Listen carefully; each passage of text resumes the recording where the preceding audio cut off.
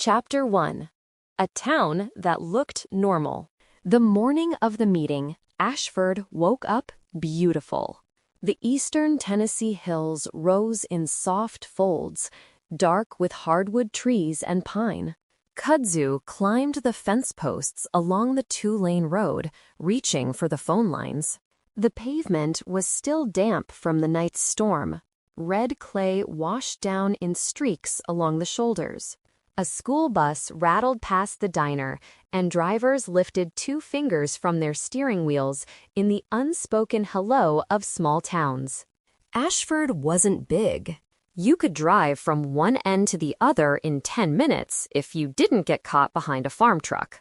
There was a diner that served biscuits the size of a man's fist and coffee that tasted like it had been boiled for hours. There was a Dollar General, a feed store, a small post office, and enough churches to make it seem like the town had been built for Sundays. The people waved when they passed each other on the road.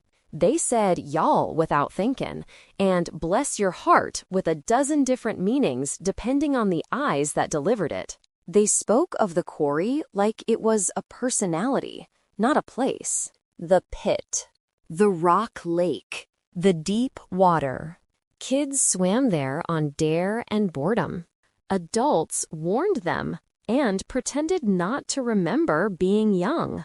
Pastor Elias Grant stood at the parsonage window beside Ashford Presbyterian, mug in hand, and watched the town move through its morning rituals.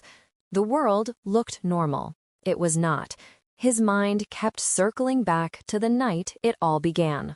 Mrs. Hanley's nervous voice on the phone, insisting she'd seen her dead husband in the doorway, smelling of scorched hair.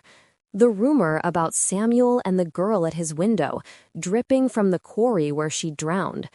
Nurse Rinna whispering that her mother had appeared in graveyard flowers at St. Luke's, wrists blackened, telling her to stop her ears no more. And then Miriam.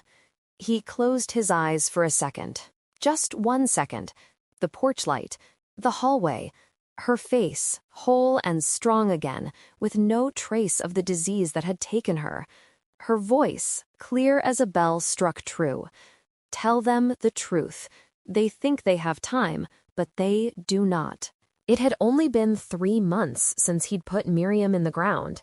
He continued to do the pastor things, sermons, hospital visits, prayer over meals in town. He moved his mouth and the right words came out. But inside, his faith had been worn thin by quiet questions. And now Ashford was seeing things, or something was letting Ashford see. Just before 6, Elias walked over to the church and down the narrow stairwell to the basement. The concrete walls held the day's coolness from the storm.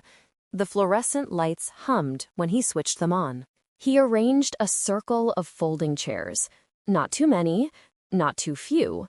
He set a box of tissues on the table and a plastic pitcher of water with paper cups. It felt like preparing for a funeral reception, and the thought made his stomach tighten. He opened his Bible, then closed it again. "Father," he said, barely audible, "I'm stepping into something I don't understand. Give me truth in my mouth and courage in my spine. Help me speak effectively." The lights buzzed. The building creaked as it cooled. He took a breath, went to the bottom of the stairs, and listened. Upstairs, a car door closed. Footsteps on the walkway. The church door opened and shut with a soft thud. Voices murmured, uncertain. The first meeting of the Hell Support Group was about to begin.